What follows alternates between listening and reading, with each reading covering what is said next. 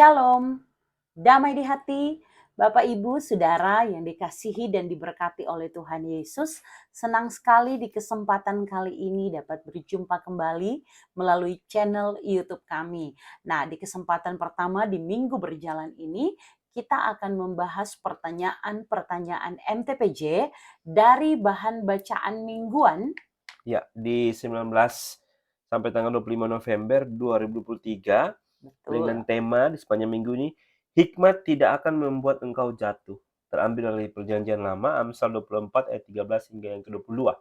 Oke, Bapak Ibu Saudara, sebelum kita membaca dan merenungkannya, mari kita berdoa. Bapa, di dalam nama Tuhan Yesus, Engkau sumber hikmat dan pengetahuan. Kami memuji, memuliakan namamu, Tuhan pemilik kehidupan kami. Dengan perkataan-Mu saja segala sesuatu pun telah diciptakan baik adanya. Tetapi sungguh dalam hikmat-Mu, Engkau membentuk kami menjadi segambar dan serupa dengan Engkau.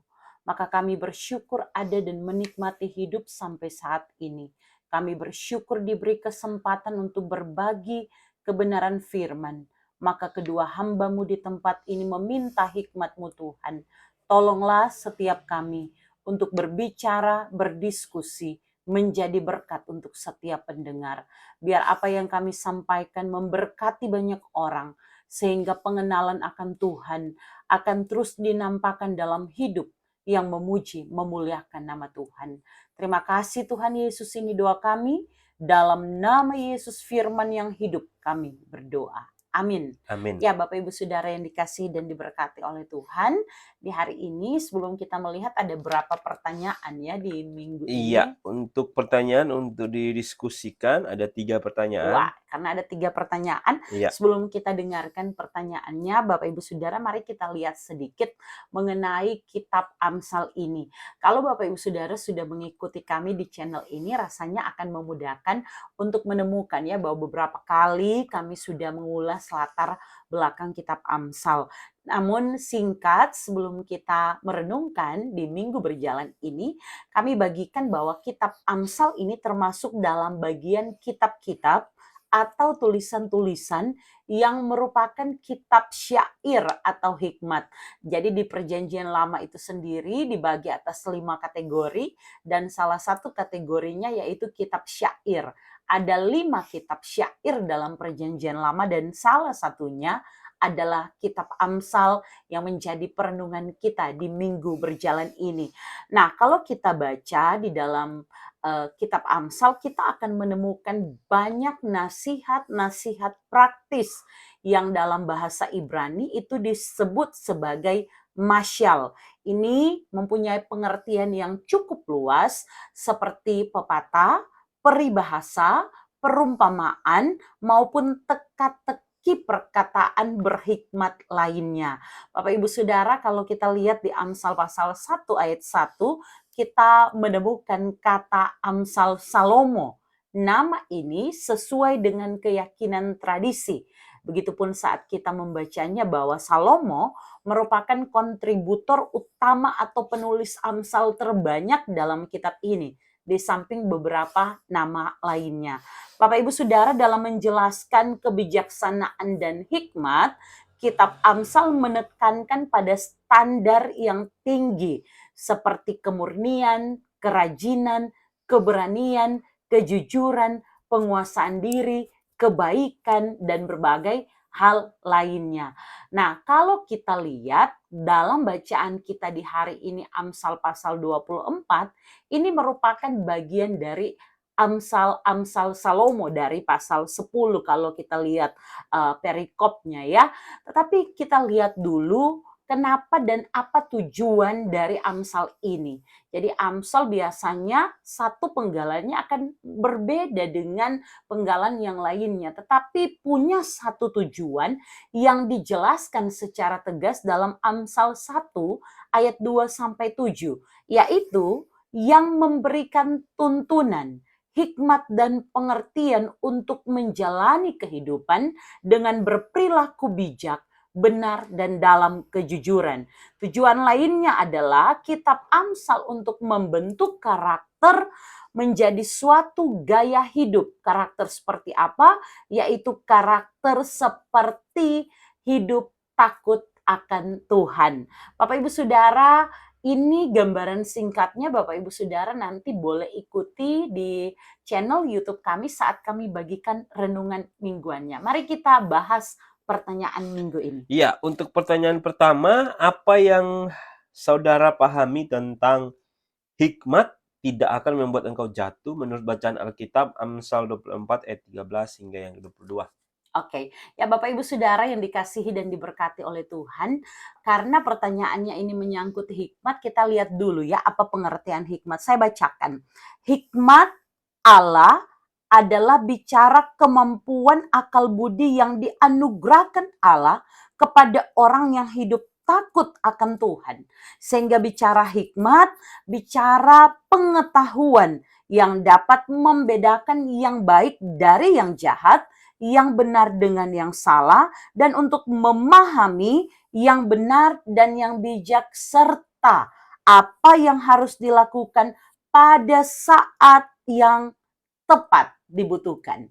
Jadi bicara hikmat ini akan selalu mengajak kita untuk berbicara tentang hikmat Tuhan.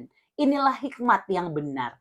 Sebaliknya, bicara tentang hikmat manusia, maka ini bicara tentang pengetahuan dasar kita saat mampu membedakan mana yang baik dari yang jahat.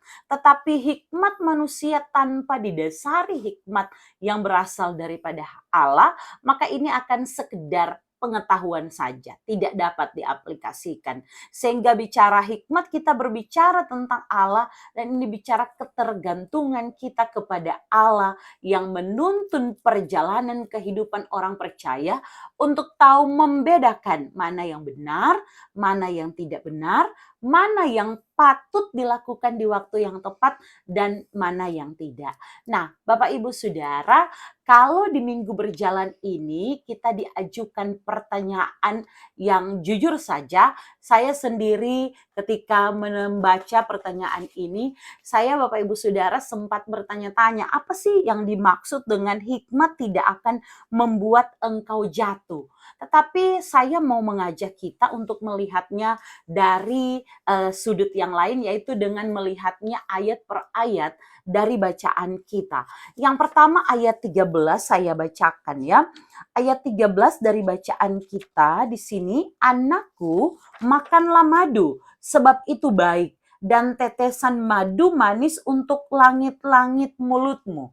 Bapak Ibu Saudara, kalau kita cari makanan yang lazim di Kanaan itulah madu. Pada waktu itu, madu manis untuk langit-langit artinya bicara sudah dikecap atau dicicipi oleh orang yang punya langit-langit. Kan bicara langit-langit di mulut kita ya. Maka menerima didikan dari hikmat digambarkan telah menikmati madu yang manis. Dilanjutkan di ayat 14, ketahuilah demikianlah hikmat untuk jiwamu. Jika engkau mendapatnya, maka ada masa depan dan harapanmu tidak akan hilang.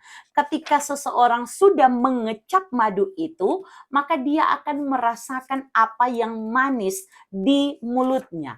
Ini bicara bahwa ada yang lebih daripada itu, yaitu hikmat yang berasal daripada Allah. Pengertian, pengetahuan, hikmat Allah akan membuat manusia itu mengecap apa yang baik sehingga dia dapat melihat kehidupan yang panjang ke depan dalam pertolongan Tuhan. Digambarkan harapanmu tidak akan hilang, maka ada masa depan ya. Jadi dua hal ini, ada masa depan bahkan ada harapan yang tidak akan hilang di dalam Tuhan. Kemudian ayat 15 sampai 18. Saya rasa perikop ini mengajak kita untuk melihat ayat-ayat ini, ayat 15 sampai ayat 18. Karena kalau kita baca di sini, inilah yang digambarkan bicara mengenai kebiasaan si fasik, orang fasik atau orang jahat yang digambarkan di sini. Mungkin ini yang mau coba oleh Sinode Gemim menggambarkan suka melihat orang jatuh. Ya, Tetapi kalau kita baca bersama-sama, ada 5 hal kalau kita bicara mengenai kebiasaan orang jahat atau orang fasik. Yang pertama, jadi perusak. Orang jahat, orang fasik, dia menjadi perusak. Digambarkan, jangan mengintai kediaman orang benar seperti orang fasik. Orang fasik ini beda dengan orang benar. Jangan merusak rumahnya. Dia bukan cuma mengintai, tetapi merusak rumahnya. Ini gambaran seorang perusak, orang jahat, dia fasik. Yang kedua, memusuhi orang benar. Orang fasik akan selalu berlawanan dengan cara hidup orang benar, sehingga orang fasik memusuhi orang benar. Yang ketiga, orang fasik bersuka cita kalau ada yang jatuh, apalagi itu orang benar yang dianggapnya sebagai musuh. Ayat 17. Janganlah bersuka cita kalau musuhmu jatuh. Janganlah hatimu beria-ria kalau ia terperosok. Ini digambarkan ya, sehingga yang keempat beria-ria kalau orang benar terperosok. Kehidupan seperti inilah yang digambarkan. Lihat orang jatuh malah senang. Lihat orang jatuh malah bersuka hati. Dan ini hanya dilakukan oleh orang fasik. Orang fasik adalah mereka yang jahat, yang mengikuti keinginan hatinya, apa yang dianggapnya baik, tidak berdasarkan hikmat Allah. Yang kelima, orang fasik atau orang jahat mengecewakan Tuhan. Digambarkan bahwa Tuhan memalingkan mukanya dari orang fasik. Nah, Bapak Ibu Saudara, kalau melihat hal ini maka saya sendiri memiliki pemahaman untuk menjawab pertanyaan pertama ini adalah membuat terlebih dahulu perbedaan. Orang benar seperti apa, orang fasik seperti apa. Sebaliknya, orang benar adalah dia yang mengandalkan, memegang, meminta, dituntun oleh hikmat Allah. Sehingga orang benar ini dia ditolong Tuhan untuk tidak jatuh, sebaliknya dia tidak menertawakan orang yang jatuh dan ditimpa oleh kesusahan. Mungkin itu. Oke, saya pikir sudah cukup ya Oke, menjawab pertanyaan yang pertama. Kita langsung pada pertanyaan yang kedua. baik. Di sini pertanyaannya adalah, dalam hal apakah orang dapat saling menjatuhkan? Ya, Bapak Ibu Saudara, kalau kita lihat bacaan kita di sini sekali lagi, ini bicara tentang kehidupan orang fasik. Dia tidak mengandalkan hikmat daripada Tuhan ya, sehingga dia suka melihat orang jatuh. Tetapi saya merasa bahwa pertanyaan nomor 2 ini lebih ke konteks kita hari ini, di konteks lingkungan kita berada. Saya sendiri sulit untuk dapat menjelaskan dalam hal apa orang dapat saling menjatuhkan. Karena saya merasa bahwa di dalam kehidupan kita tentu ada berbagai alasan untuk berlaku tidak benar. Berbagai alasan, tetapi alasan paling dasarnya adalah tidak adanya pengenalan akan Allah. Dengan adanya pengenalan akan Allah, maka apapun yang akan kita lakukan tentu adalah bentuk syukur kita atas penyertaan Allah. Maka dalam hal apakah orang saling menjatuhkan? Mungkin kalau Mbak Uni sinetron, kita jadi apa? Ada yang baku jatuh karena mau kejar posisi dan jabatan. Saya tidak bisa menjelaskan panjang, Bapak Ibu mungkin bisa melihat di konteks kehidupan berjemaat. Benarkah karena jabatan ada yang rela atau tega saling menjatuhkan? Karena supaya yang terpilih saya bukan dia. Yang kedua saya lihat mungkin karena iri hati. Tidak Ya, mau orang lain lebih dari dirinya. Maka dia berusaha menjatuhkan. Jadi menjatuhkan di sini bisa dengan kata-kata misalnya memutarbalikan kebenaran. Jadi orang yang tidak disukai akan dia usahakan agar supaya namanya buruk. itu termasuk Ya. menjatuhkan. Atau orang yang tidak dia sukai, orang yang berlawanan, bertentangan dengan dia, atau orang yang tidak sepaham dengan dia, itu berusaha untuk agar supaya dia doakan, dia dukung, dia sebarkan kebohongan agar supaya kehilangan jabatannya, agar supaya ditimpa kemalangan, ditimpa keburukan, ditimpa hal-hal yang tidak baik. Dan sekali lagi, ini akarnya satu, karena dia tidak mau hidup di dalam tuntunan hikmat Tuhan. Dalam hal apakah orang saling menjatuhkan selain itu? Mungkin juga ada yang kemudian saling menjatuhkan hanya karena punya ambisi yang berbeda. Sehingga kalau ambisinya ini berbeda dengan orang, maka dia akan langsung anggap itu sebagai musuh. Sehingga apapun yang diperbuat orang itu, even sudah sesuatu yang benar, akan dianggap sebagai kejahatan. Maka sudah pasti yang dia lakukan adalah benci semua. Orang mau baking baik pun so pikiran negatif. Orang memperlakukan dengan baik, dia pun membalasnya dengan tidak baik. Karena apa? Karena sudah tidak suka dari awal. Mungkin itu. Iya. Ya itu sebenarnya kemungkinan-kemungkinan Iya, realita sebenarnya yang terjadi ya, di sekitar kita. Maka kita bisa ambil kesimpulan, tapi kembali lagi kepada realita masing-masing karena betul. pengalamannya kan beda-beda. Betul. Saya cuma lihat ini dari Iya, film ya. iya betul. Ya, seperti apa sih di konteksnya kita? Apakah Iya, ada yang kalau orang bahasa kok ini kayak mau baku cungkel kalau jatuh, iya, baku cungkel supaya dia tidak dipromosikan, dia iya. tidak beruntung seperti kita dan Nah, sebagainya. maka, tidak, apa ya, tidak menimbulkan asumsi-asumsi yang Betul. berlebihan, cuman kita lihat aja ya ayat 20 Amsal 24 ayat sebelumnya itu ya, Ya, ayat ayat 1, ayat 2 itu. betul. Itu kan sudah jelas, jangan iri kepada orang jahat, iri Ya. hati ya. Dan bacaan kita juga ada hal Kemudian itu. ya, karena hati mereka memikirkan penindasan itu ya. Betul. Kemudian bibir mereka Betul. membicarakan bencana. Jadi lewat Ya. perkataan bisa menjatuhkan, lewat penindasan bisa menjatuhkan dan Ya, dan itu ditekankan di ayat ya, 17, jangan bersukacita kalau musuhmu jatuh, jangan hatimu beria-ria kalau ia terperosok, ayat 18, sebab Tuhan tidak melihatnya dan menganggapnya jahat, lalu memalingkan murkanya daripada orang itu. oke. Hati-hati, kadangkala kalau kita sedang tertawa dengan orang yang jatuh, Ya, bisa saja Tuhan ambil murkanya atas orang itu dan berikan kepada kita ya. yang sedang menertawakan. Kata sederhananya kalau berbahasa sering orang dengar, senang lihat orang susah, susah lihat Susah lihat orang orang senang. senang. Ya, Oke, itu jawaban, rasanya cukup. yang orang berdasarkan Alkitab ya, dengan teks ini. Oke, Untuk jawaban nomor 2 di pertanyaan nomor 2. ya, Kita lanjut pada pertanyaan nomor 3.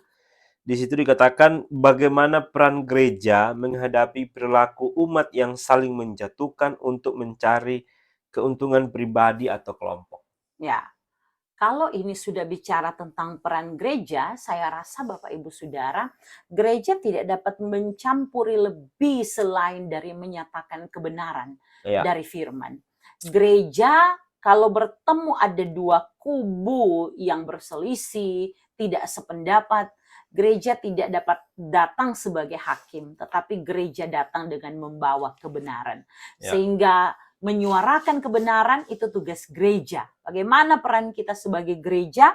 Apa yang dapat kita lakukan sebagai gereja jika ada perilaku dari umat Tuhan, baik itu bicara pribadi ataupun kelompok yang saling menjatuhkan? ya, Tentu pertama perkuat kembali pengajaran di dalam gereja itu. ya, Pengajaran seperti apa? Pengajaran yang bersumber, yang tentunya satu-satunya ya, sumber kebenaran kita yaitu firman Allah. Kemudian gereja juga harus sadar bahwa di dalam gereja kita, di dalam jemaat kita, tentunya apalagi Gemim ya, di Gemim kita melewati berbagai hal yang kemudian akhirnya ada proses pemilihan, ya, baik itu penatua diaken, teken, kemudian kita juga kadangkala ya sebagai orang di dalam gereja kita ada bertemu dengan jemaat dalam hal pastoral konseling dan sebagainya. Saya mau katakan bahwa kadangkala jika ini tidak dilakukan dengan benar dan adil, misalnya dalam hal pemilihan, maka praktik-praktik ini akan mulai muncul. Bagaimana peran gereja? Yaitu tentunya melaksanakan penggembalaan calon-calon anggota CD sebagai calon-calon pelayan khusus. Ketika proses penggembalaan ini betul-betul diambil alih oleh gereja dengan bertanggung jawab. Artinya yang disampaikan adalah kebenaran. Sehingga proses pemilihan kemudian menghasilkan yang terpilih tanpa membuat yang tidak terpilih kemudian merasa kurang, merasa sakit hati dan akhirnya mulai menyerang, menjatuhkan karena kepentingan pribadinya. Ya. Apa bukan kita yang terpilih. Begitupun kegiatan-kegiatan gereja, pastoral konseling, tapi juga kegiatan di gereja kan so banyak tuh sekarang Tajalia banyak sekali lomba-lomba. Ketika kita melihat ini mau tidak mau kita akan ketemu dengan orang yang satu yang kemudian beda dengan orang yang lain. Kita mau konseling orang saja yang sedang bertikai, kalau kita salah maka yang satu di satu pihak kalau cuma baca cerita dengan pendeta dia akan cerita ayuweo. Tapi ketika kita pertemukan di dalam kasih Kristus, maka ini pasti akan menemukan solusi. Sebaliknya juga ada lomba-lomba.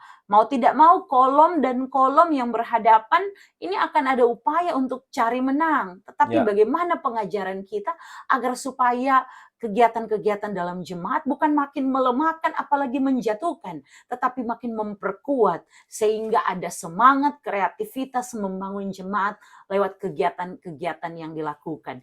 Sebaliknya peran gereja kita kalau melihat ada ini bicara tentang organisasi, maka sekali lagi gereja berbicara tapi gereja juga harus lihat bahwa ada orang-orang sesuai dengan bidangnya yang dapat bicara juga, misalnya di ahli hukum, jika itu melibatkan hukum, jika itu melibatkan dokter, maka kita mengundang dokter. Kita terbuka dengan hal-hal itu. Bahwa gereja harus membangun berbagai hubungan agar supaya menciptakan kehidupan yang tentunya damai, diberkati oleh Tuhan. Itu tugas kita sebagai gereja. Oke, itu sebenarnya konteks gemim yang itu sering persoalan-persoalan itu sering ditemui di gereja-gereja persoalan-persoalan itu ada kepentingan kelompok, ada kepentingan individu. Betul. Kita harus Kelompoknya kadang-kala itu cuma masalah antara kolom yang satu dengan kolom yang lain. Jadi kita harus akui itu. Tapi ini momen tema yang tepat, maka momen ini diambil sebagai suatu wujud tindakan untuk untuk mengajarkan dengan pengajaran. Sebenarnya ada dua hal dalam konteks hikmat ini, ada dua konsep pengajaran yang harus orang dasari harus orang menjadi landasan atau menjadi dasar sebagai pengajaran ke jemaat. Ini penting. Karena kalau kita lihat arti hikmat itu sendiri kan kemampuan, pengetahuan. Maka bagaimana kita mau tahu dengan pengetahuan kalau kita tidak belajar? Bagaimana kalau kita tidak belajar kalau tidak ada yang kasih tahu pengajaran itu? Makanya ada dua landasan ini Yang pertama itu orang harus mengakui bahwa Allah itu merupakan sumber hikmat. Betul. Dasarnya di mana? Yakobus 3 ayat 15, kemudian Amsal pasal 2 ayat 6 Di situ dikatakan karena Tuhanlah yang memberikan hikmat, dari mulutnya datang pengetahuan dan kepandaian. Jadi ini dasar atau sumber hikmat kita itu Tuhan Yesus sendiri. Kemudian yang kedua, konsep pengajaran yang kedua tentang hikmat, yaitu hikmat yang sejati diperoleh dengan takut akan Allah di Amsal 1 ayat 7, Amsal 9 ayat 10, Mazmur 111 ayat 10, Ayub 28 dan ini dasar-dasar firman Tuhan tentang hikmat. Jadi takut akan Tuhan itu di dalamnya ada pertobatan. Hidup setia. Kemudian taat akan firman Tuhan, hidup di dalam firman, mentaati firman, hidup dalam kedamaian Dan tentunya ini harus ada fasilitas. Betul. Gereja harus memfasilitasi ini undang pembicara-pembicara untuk memfasilitasi dalam seminar supaya ini jemaat bertumbuh Karena kan ini kemampuan pengetahuan supaya orang yang di bidangnya yang dia tahu tentang Betul. hal ini harus disampaikan dalam seminar-seminar supaya Betul. jemaat juga bertumbuh. Ada fasilitas Ya, itu. Ini betul. sebenarnya ya peran gereja Ya. dalam konteks tentang hikmat. Ya, dan contohnya juga di BIPRA ketika gereja memberikan subsidi untuk kegiatan-kegiatan, maka kembangkan subsidi itu menjadi sesuatu yang berdampak panjang. Iya, Kadangkala kita terlalu terlena dengan kegiatan seremonial. Saya sendiri mendukung kegiatan seremonial untuk melatih ya misalnya remaja, pemuda. Tetapi kalau kita terlena dengan itu dengan iya, mengabaikan sesuatu yang bersifat kekal, maka kita sedang mengerjakan sesuatu yang iya. sementara. Jadi Sehingga mari ini investasi yang baik bagi masa depan gereja, ya, di mana kita memperlengkapi mulai dari anak-anak sampai ya, dewasa pada pengenalan yang baik akan Tuhan. ya, Saya bilang jangan pernah merasa ini tugas gereja sendiri kok. Kalau misalnya kita bicara tentang edukasi seks, kita boleh undang dokter, kita boleh ya, undang psikolog. Kalau kita bicara tentang hukum dan aturan-aturannya, kita ya. boleh bicara seorang ahli hukum dan seterusnya. Ini harus Ya, inilah peran gereja iya, memfasilitasi ya. Kalau boleh sekurang Joko itu apa DP nama lomba-lomba lari karung di Paskah, lomba-lomba apa setiap kolom itu bikin taman Paskah. Coba anggaran itu dipakai untuk buat seminar. Bayar iya, itu pembicara-pembicara yang memang berkompeten di situ, punya kemampuan ya. Tadi ya, hikmatnya bicara tentang kemampuan, potensi ya yang Tuhan ya. anugerahkan tentunya ya. Apalagi ini semua bicara Iya, Natal, jangan sampai banyak yang iya, orang tabung dari Januari cuma habis di mau di beli seragam. betul. Kemudian untuk pesta pora Iya, maksudnya sementara ada begitu banyak orang yang mungkin bergumul iya, dengan haus sekolah, sebenarnya, haus firman. pendidikan anak-anak, Ya, kemudian bergumul tentang pengajaran, ya, sehingga jadinya banyak kali juga ketika diundang pelayanan dan yang terjadi adalah orang sibuk dengan makanan, ya, khotbah di dalam ibadah Natal tidak didengarkan ya. betul ya. Hati-hati. Sebenarnya tidak jadi persoalan itu ya. Ya. Kalau kadang-kadang Ya. boleh ya untuk mengukur apa mengikat kebersamaan ya. Ya. Kadang-kadang jangan selalu. Sesuatu yang berlebihan itu tidak bagus ya sebenarnya. Tapi kadang-kadang itu boleh ya. Ya, tapi Natal kan 1 tahun 1 Satu kali. kali ya. Ya, jadi sebenarnya tidak apa-apa, tapi seimbanglah. Iya, Sebeli baju baru keseimbangan. duduk iko firman katu, Betul. jangan kon cuma di belakang. Ya, Terus Bapak Ibu makanan. Saudara, mungkin itu ya, tidak akan panjang lebar, nanti kita kembali Iya. renungkan, pembacaan ini dari pembacaan mingguan yang akan segera kami posting. Ya, Bapak Ibu Saudara, mari kita berdoa. Bapa di sorga, terima kasih untuk firman-Mu. Biar diskusi kami tidak berhenti sampai di sini, tetapi ada banyak orang yang mendengarkan, kemudian ini menjadi referensi untuk dikembangkan dalam pelayanan di jemaat masing-masing. Engkau berbicara lebih banyak kepada setiap pendengar, dan biarlah dalam hikmat-Mu kami dituntun untuk dapat meneruskan dalam kerja pelayanan dalam hidup yang memuliakan nama Tuhan. Ampuni kasihani kami, dalam nama Tuhan Yesus kami berdoa. Amin. Amin. Ya Bapak Ibu Saudara, akhirnya sampai jumpa. Tuhan Tuhan Yesus Yesus memberkati. memberkati. Shalom, Damai di damai hati. di hati. Shalom.